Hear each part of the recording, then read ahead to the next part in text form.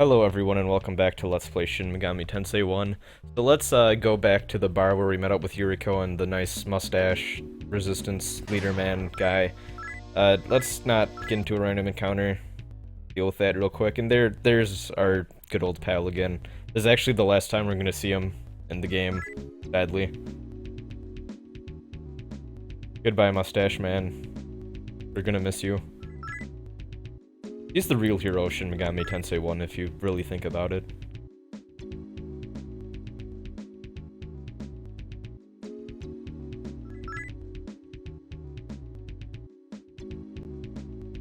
You don't need to be so full of yourself. I know we saved you and everything, but like I think we could still have, you know, stopped everything going on without you. I mean, you're a good party member, but let's not get ahead of ourselves, okay?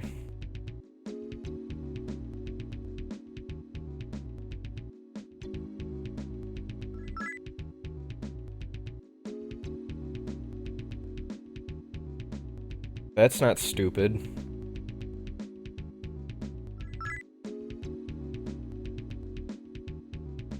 Why the fuck don't they, like... Of course she's gonna have a different family name. Like, just figure out what her last name is, and that way you don't need to kidnap every single Yuka that exists.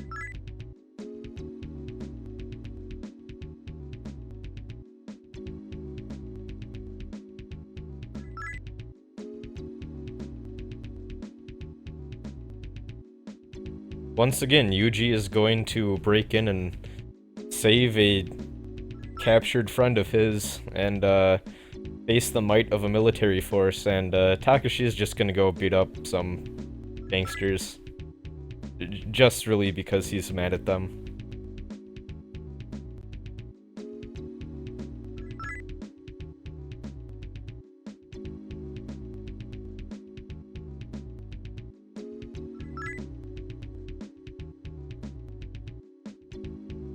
Alright then, so Yuka is finally a member of the team. And, she is going to be the party member we're gonna be sticking around with most often, so, not gonna lie, for for your two friends, you can kind of just fuck around with their stats, and they kind of matter early on in the game like this, but, after a point, you don't really need to care about them that much anymore, I guess. So, sad but true.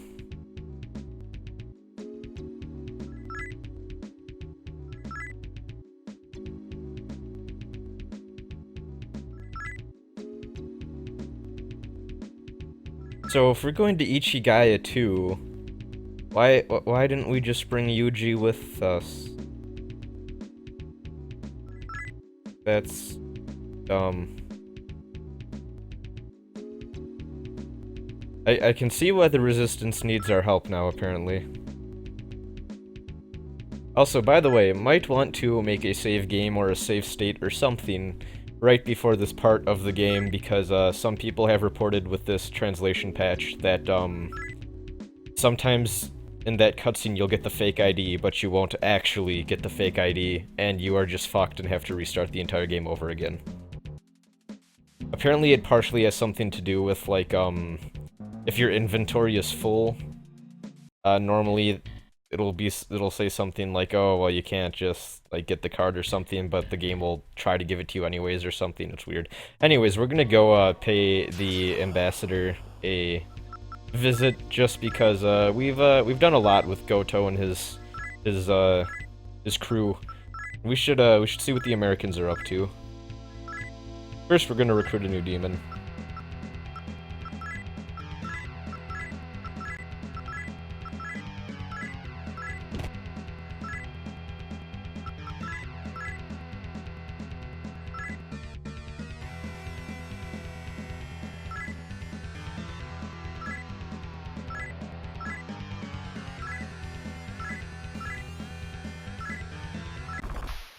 There we go, got a coup Seath. Not entirely sure how to pronounce that in the original language, so I'm just gonna go with my bastardized American English version of it.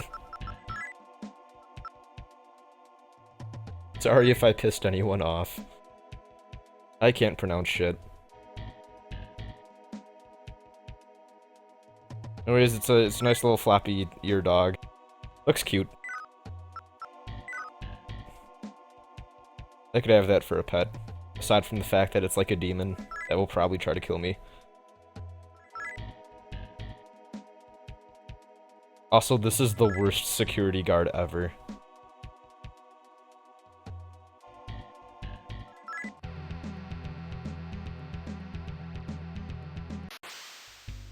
We're in the embassy now, and I want to show off right here. Even though we've seen a lot of orcs before in this playthrough, I want to show off Yuka's gun, because Yuka comes equipped with a special type of ammunition called nerve bullets, and nerve bullets are the first ammunition you can get in the game that will have a status effect equipped to it. So, if you hit an enemy with nerve bullets, they have a chance of falling asleep, and a very high chance of falling asleep, I might add. So, if stun-locking enemies using Zio and Bufu spells are, like, #1 on the list of how to break SMT1, then #2 is definitely status ailment bullets. And, there are actually bullets later on in the game that are even more broken than these nerve bullets. But yeah, as you can see there, it unfortunately killed off all the orcs, so I couldn't really show it fully. But every single orc that got hit just totally fell asleep. So yeah, super broken. More broken than stun locking in my opinion, just because I actually think they have more of a chance of falling asleep. And then I think if they're asleep too, they will waste multiple turns. Whereas stun locking has a slightly less chance, like a lower chance of working, and also will only skip 1 turn. Also, here's a spooky skeleton guy. Very similar to Baycock. But yeah, I tried to recruit it, but did not realize that my party was full again. So he just kind of fucked off.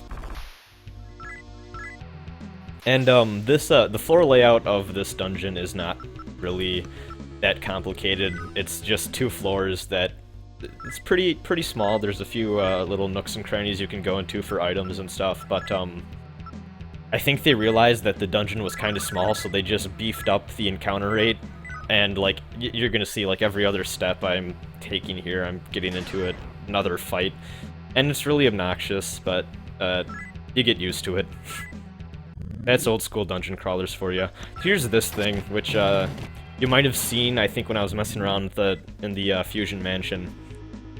I think I might have like passed by one of those, but it's a decent law demon. It doesn't have, I think, that impressive of skills, if I recall, but you can pick up one of those if you want.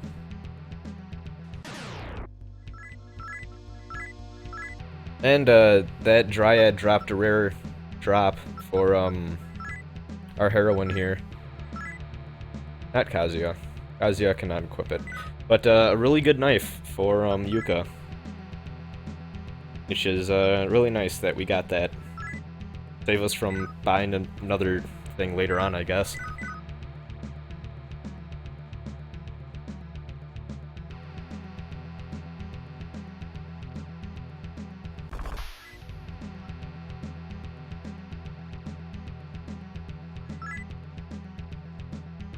And since we finally have Yuka in our party, well, there's an angel. Yeah, these things are really weak, but they do have Hama, so they can kill off one of your demons instantly. Or you, if you're unlucky, so watch out for them. Make sure you kill them like ASAP to avoid that. But yeah, since we finally have Yuka in our team, we can just use magic incenses on her. Every other incense we're going to give to Kaz.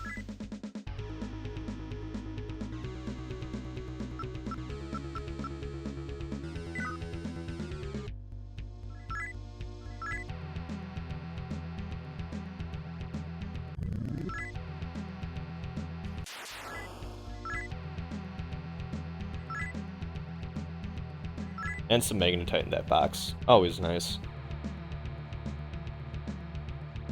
It might actually be worth it just to, like I'm doing, just roll with the full party here, because you get into so many damn random encounters in this dungeon that you'll probably gain more magnetite than you lose. Which, I can't say for every dungeon in this game, but...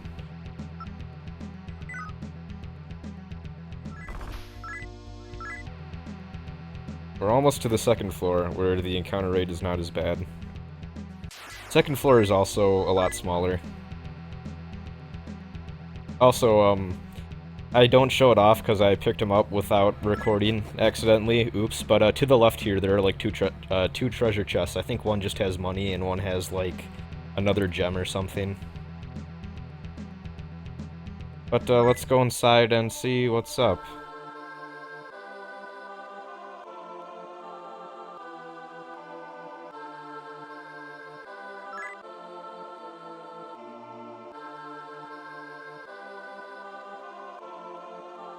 Well, I expected him to be a lot more intimidating and threatening, but this music he has going on in his office is pretty nice.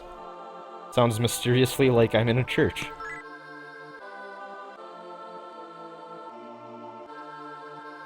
Oh. Well, we want to stop the demons too.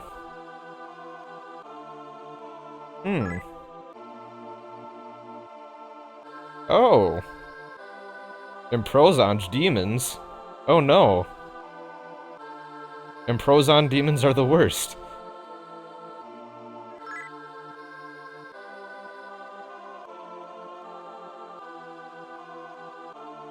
But you're like America, and we're just two Japanese school children that happen to also have demons.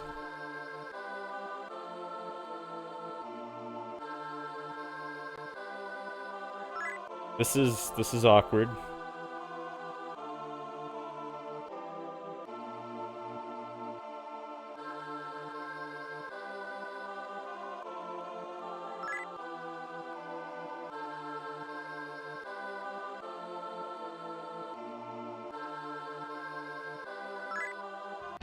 Well, that was not what I was expecting. So, yeah, let's go pay Goto a visit then.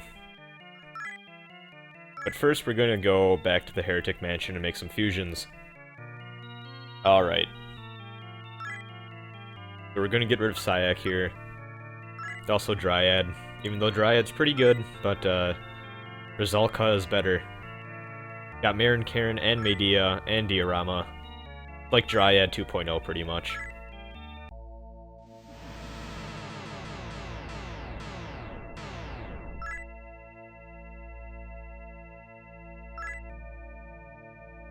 I have a lot of fairies going around this playthrough for some reason.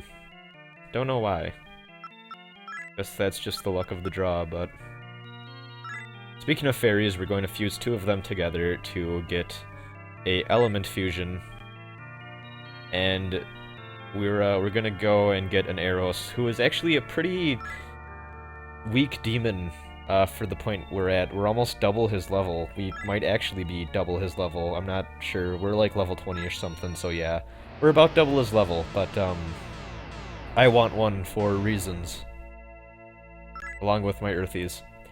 But yeah, that's the flickering effect I was talking about last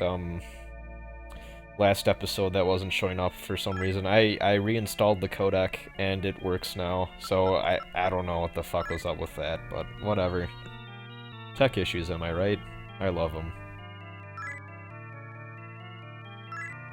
And our last fusion, we're gonna get a Spartoy, which we did try to get later, or earlier rather, but we couldn't. He has Sukukaja and Terukaja. Only real downside is that he's nice to have for the buffs, but at the same time he doesn't have a lot of MP to work with, so using him as a buffer demon is unfortunately not the most practical, but he's nice to have around, and his physical attacks are pretty good too, so not the perfect demon for what we want him for, but he's good enough. Now let's go to Camp Ichigaya and try and weasel our way in here. Oh, yep, ID card. McLovin. I also enjoy how somehow this ID card works for both the American Army and the Self-Defense Force. Like, do they use the same template? Why can we sneak into both? That's pretty intense. Anyways, Camp Ichigaya does not have as crazy of an encounter rate, but the dungeon is a bit more complex. Probably the largest dungeon we've gotten into so far.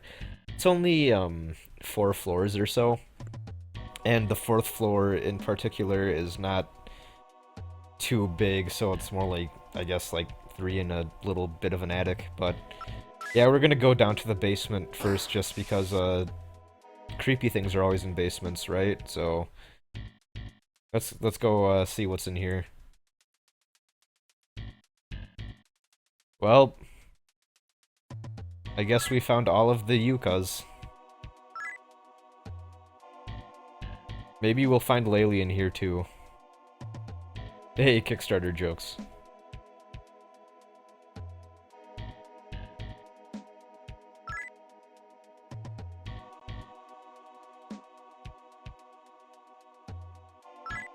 Speaking of Kickstarter, everyone hear about how apparently Mighty Number 9 got delayed until 2016, and man, that game is kind of the most disappointing thing ever. I had high hopes for that, but I'm not too happy with how that game is looking nowadays, and the development behind it is kind of shady, and Inafune, why you gotta be like that? I don't know. Just leaves a bad taste in my mouth. I'm sure the game will be solid after it comes out. It's just doesn't really appeal to me anymore. I'm happy I didn't really back it at all. I never really back Kickstarters just because I don't. Like, if I'm interested in something, I'll pay for it once it comes out. But I generally don't back like projects that are in development like that just because it's a risky endeavor and you should be careful with that sort of thing. And here's the last Yuka we need to free. I walk around here just for the sake of walking around and seeing all the other creepy little prison cells and whatnot, but there's nothing really in them.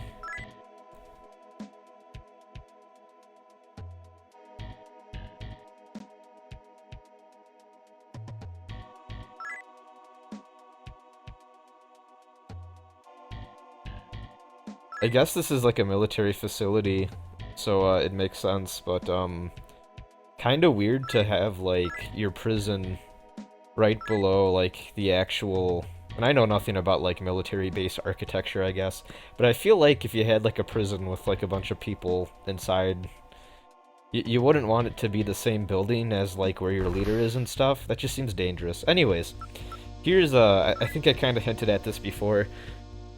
Here's the first random encounter that you can recruit that is a human. So humans are special because they, for all intents and purposes, act just like demons do. I actually think they're a little more difficult to negotiate with and recruit, especially law-aligned law-aligned humans are just a pain in the ass to talk to and get. But chaotic humans generally will negotiate with you and will join you, but they're a little tougher than demons, like I said. But what's special about them is if you fuse a demon with a human, it will result in a not entirely random result, but you'll get like a different result every time within a set of parameters. I don't quite know exactly what it is, but basically you can just keep retrying to fuse a human with a demon until you get something that looks good. I'm not entirely sure, again, what the, like, how it decides what demon it'll generate for you upon fusion, but, yeah, it's a good way to get good demons that you otherwise shouldn't get for your point in the game or with your party. I, unfortunately, this playthrough did not pick up a Suicide Squad or Suicide Unit. That's I did not pick up Will Smith and a terrible-looking Joker. I don't know who else is in that movie. No, but yeah, I didn't pick up a Suicide Unit member this playthrough. I usually do because basically it's a free fusion that will usually turn out something good if you mess around with it and you're patient enough. Got another luck incense, though. Someone commented that, I did not mention that when you use an incense, it will just fully heal whatever character you use it on. That's because I just, as you probably have noticed by now, like, I just use them right away just so they don't clutter up my inventory. But yeah, if you want to hold on to them and use them as healing items, I don't know if you can use them in battle necessarily, but they're nice to have around dungeons. It's just I don't want to deal with the item clutter, because yeah, with the amount of random encounters in this game, your inventory fills up fast, so I just like to keep it as clean as possible.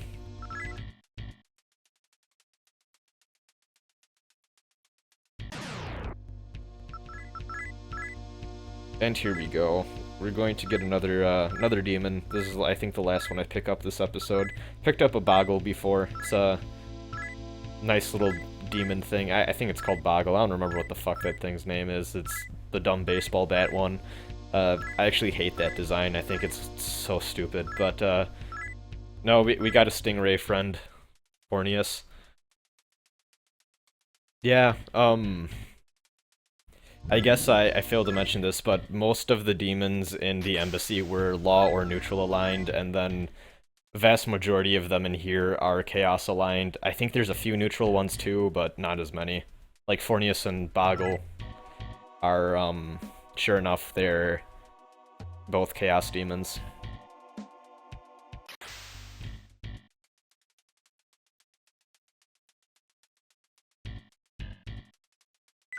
Gonna go up to the last floor here, and, actually not too much in this floor.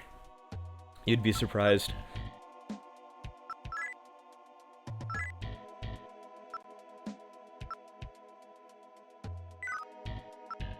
Gonna use Medea real quick with Rusalka. And, now that we're healed up, we can go in here. So, yeah, I kind of walk around here a little bit, and then I get to, where we need to go. But, yeah, you're gonna notice, like, maybe a little bit of a cut. I explored the rest of the floor, but there's absolutely nothing, just more hallway. So yeah, let's just go right inside.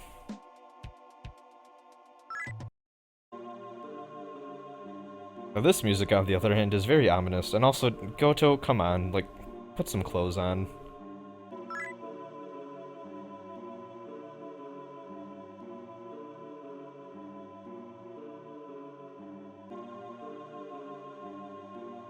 You have a lot of explaining to do, buddy.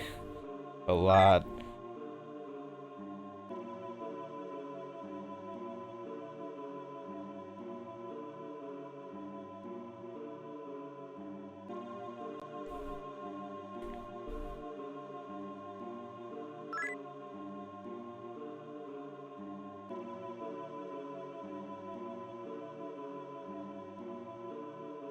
That's a pretty bad excuse.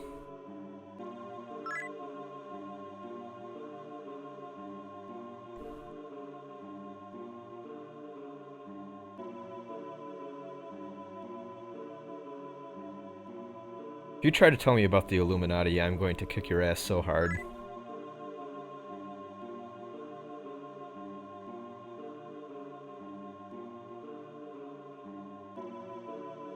That doesn't sound too bad.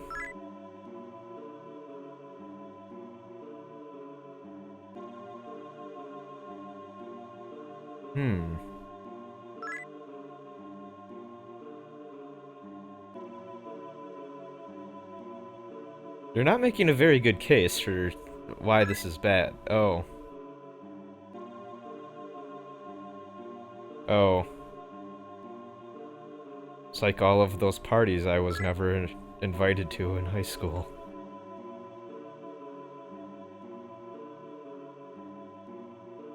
Except all of the people that aren't invited to the party get murdered.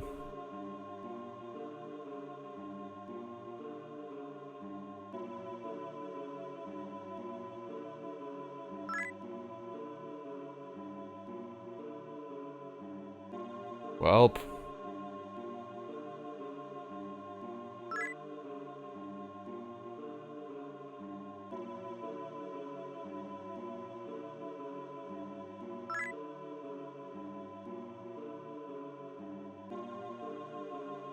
Why does everyone think that we can solve their life problems for them? We're just two dumb kids.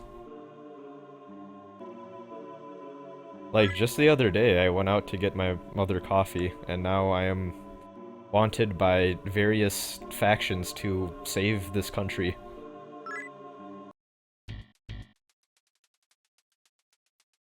Well, maybe we should team up and not kill— ah, fuck it, let's just kill him.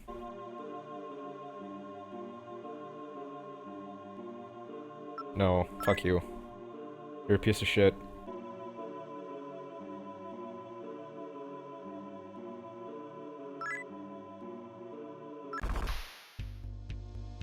Alright, so here we go. This boss fight is not too bad. Just generally, depending on your party, you might want to focus on just one demon at a time so you can take out one source of damage and just focus on one so that you're not taking both of their attacks at once every turn. But yeah, I'm just gonna use status effects and fun stuff to not worry too much about one of the demons and just kind of focus on both of them at once. All depends on your party. These aren't too bad though. Marin Karen is a very useful spell. Both of them are charmed now. That's always fun. Oh well, killed him before he could even do anything. There we go. And we leveled up, which is nice. We'll be healed up now.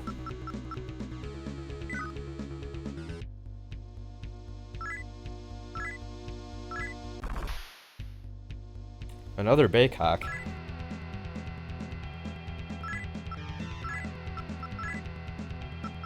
So, same thing here. Once again, if you have Hama, just use it on the Baycock and it'll die right away. Probably on the Shade too, if I had to guess. Shade seems like it would be dark aligned. Oh, and fun fact, Baycocks do not really take any damage from electricity, apparently. Oh, so this is a pain in the ass. He can bind you, which is not good. Because when you're bound, that character will literally not be able to do anything for quite a few turns. It'll eventually heal itself on its own. At this point in the game, I don't think you have any spells or items that can heal being bound, other than just going all the way back to a healing church and having them heal it for you. So yeah, that sucks a lot. And we're gonna just have to deal with it, I guess. Especially sucks if your main character gets bound, because in that case, like, you can't use your computer to summon more demons, you also can't talk to demons to end the fight. This is a boss fight anyway, granted, so wouldn't even be able to do that anyways, but for future reference, yeah, try not to have the main character get bound. It sucks. But yeah, other than getting that, like having your characters get bound, this boss fight isn't too terrible.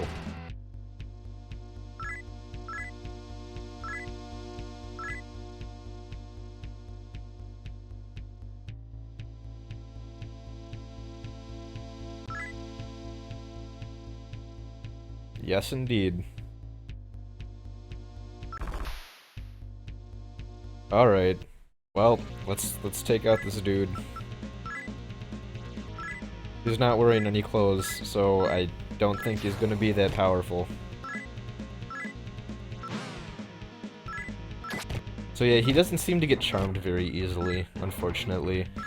I keep trying, but it doesn't work out too often, from what I remember. So we're just gonna keep shocking him too.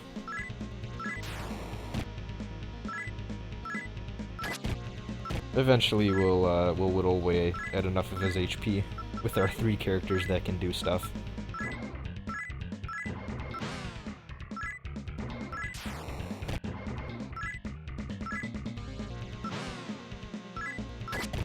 He does have a lot of HP for a boss at this point in the game.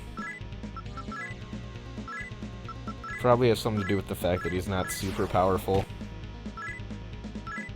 He's kind of a pushover, to be honest. Other than he can bind you too, but yeah, like right there, everyone's bound. So I just hit auto, and hopefully people will get out of it. Alright. Well, now only Kaz is bound, but everyone else can do stuff. So, that's all that matters.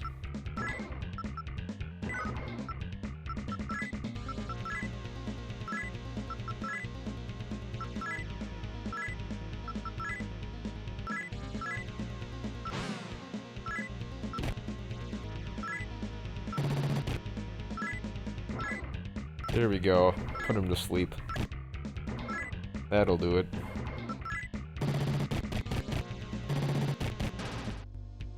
Not too bad of a fight.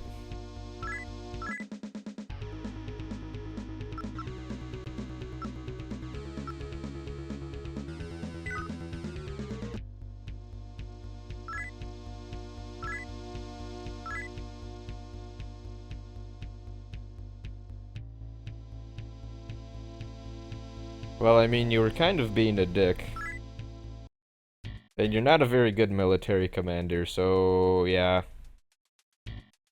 Well, that said, we have something to do before we go beat up Thor men.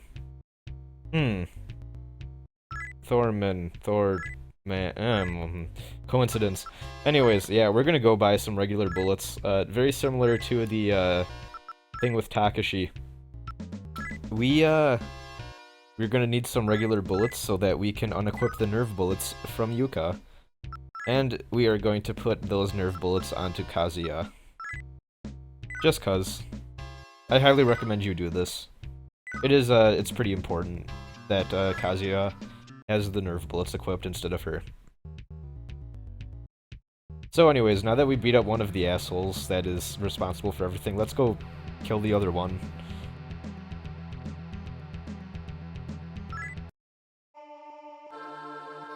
So we are technically law-aligned because we killed a important Chaos character. What? What? Oh.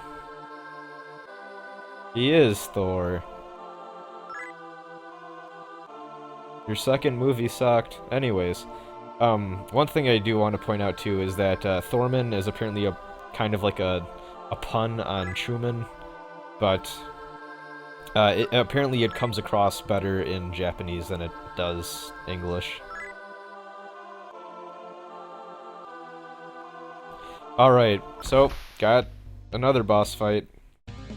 So, Thor is pretty difficult. I'd say he's actually one of the harder bosses in the game. Unlike every other game that Thor is in, though, he doesn't actually have any resistance, or, like, he doesn't null electricity at all. So, yeah, you can actually just stun Thor with electricity if you want, and that helps out a lot with this fight. Once again, gonna keep buffing. And we charmed him, so he is howling at himself like a goober. Gonna keep using Mazio, keep using Marin Karen. We basically don't want to let him get too many turns off, because he can fuck you up. Yeah, he definitely can hit hard. I think he has Mazio himself that can shock a lot of people, and it's just not fun to deal with. His physical attack hurts a lot, way more than Goto's does. He's pretty strong.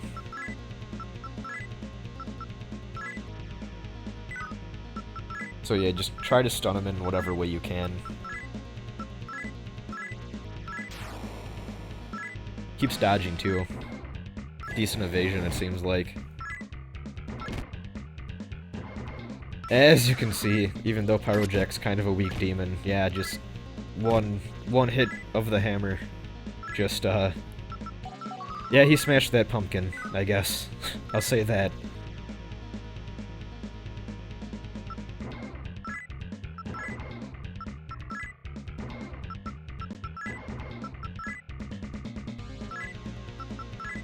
Just gonna keep going with the fight. Shouldn't be too much longer. Marin Karen is not hitting as often as I would like. I'm getting flashbacks to Mitsuru.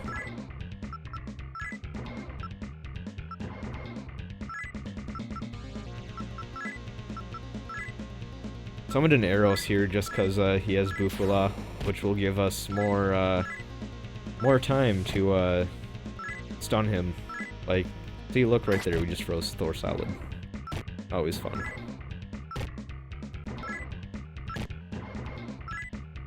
As I said before, Spartoy does a shit ton of damage. He's a decent physical attacker. Also helps that he's buffed up.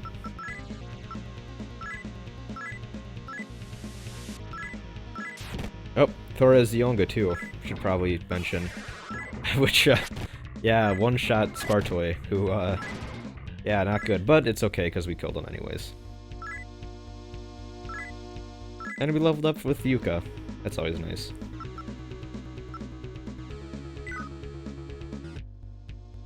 Learned a new spell. Yay.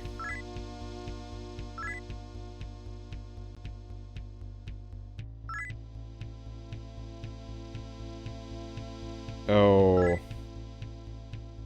Well, I see someone's a sore loser. Yeah, that's not good. Fuck. Fuck. Anyways, so this is actually the first important decision in the game, because I ended up going the neutral option and killing both. But you can actually agree to side with one or the other, and I'm going to show both of those off here. This is the first major alignment decision in the game, and it will swing you out of neutrality and into either chaos or law if you aren't already one of those two. Which, at this point in the game, unless you grinded one certain way with an alignment by going to the churches, you probably are still neutral. So yeah, if you agree with Goto, you can go back to Thorman, and he will get mad at you right away. There's this weird glitch that I think might just be the translation patch. As you can see, it kind of popped a window and then closed it right away. I don't know what the deal with that is, but yeah, he'll just get mad at you, and then the boss fight will ensue. I do want to point out too, though, since we're talking about alignment stuff, another way to influence alignment that is really, really, really insignificant, but it does have a minor effect. If you have a demon in your party, and then you fight that demon as a random encounter, and here's the law way of doing it, just kill Goto like we did, and then instead of telling Thorman to fuck off, we're going to agree with him to continue fighting for God. But as I was saying, yeah, if you have a demon in your party and you encounter that same demon as a random encounter, if you talk to it to have the fight end right away, you will gain some points towards law, and if you end up killing that demon, you will gain points towards chaos. And it seems like if you kill chaos demons in combat, you will gain some slight law points, and if you kill law demons, you'll get some chaos points. So you'd think that siding with Thor would stop him from nuking Tokyo with us in it, and himself in it for that matter, but yeah, no. Not very smart. Guess he's pretty happy with the whole martyrdom thing, but kinda sucks for us.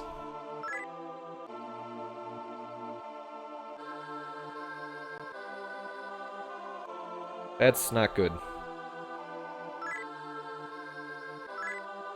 Anyways, let's go back to our own playthrough. Going to just go with the neutral events of this alignment decision. Like I said, one of the major alignment decisions in the game of the three that... There are three major decisions, I should say, and this was the first, so... I actually, I don't know, I'll talk about the third one when we get to it, but I actually think that the third alignment decision, your alignment might already be set in stone before then, but I have to experiment more with save games and ROMs and stuff to actually figure that out. But yeah, we, yep, got nuked. Feels bad, man. Feels bad.